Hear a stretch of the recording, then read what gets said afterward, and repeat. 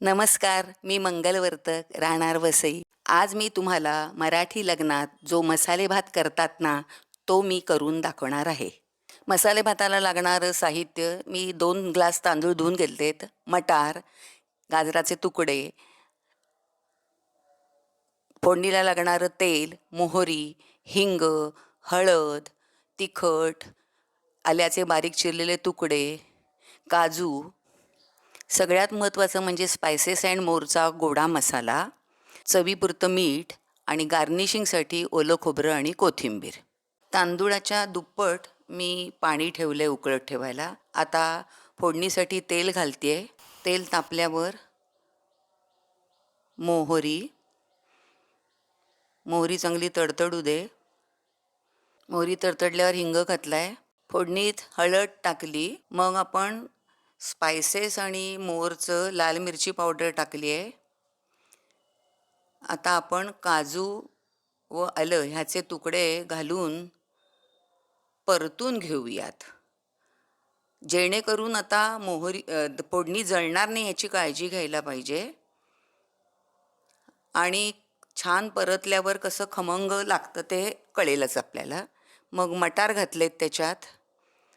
मटार घातल्यानंतर त्याच्यात आपण गाजराचे तुकडे घातलेत व नंतर धुवून घेतलेले तांदूळ आपण त्याच्यात घातलेले आहेत.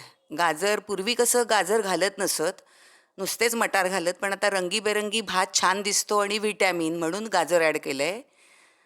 गोडा मसाला घालायचा आहे आता त्याच्यात 1.5 चमचा स्पायसेस अँड मोरचा, तो स्पेशलच आहे. आता आपण चवीपुरतं मीठ घालायचं आहे त्याच्यात 1.5 चमचा साधारण. आणि ते छान मिश्रण सगळं हळूहळू परतून घ्यायचं आहे, जेणेकरून त्याला मसाला त्या तांदूळाला सगळा व्यवस्थित लागेल. हळूहळू छान परतून घेते बघा मी आता कसं. आणि ते परतून झालं ना आता, की त्याच्यात मी उकळलेलं पाणी आहे बघा, ते घालणार आहे. उकळलेलं पाणी आता घालते, म्हणजे भात चांगला शिजतो, टसटशीत राहत नाही. आता छान सगळं ढवळून घेतलं म्हणजे सगळा मसाला त्या भाताला सगळीकडून व्यवस्थित लागतो. आता मी प्रेशर कुकर बंद केलं आहे. हां, शिट्टी आधी लावलेली नाही आहे.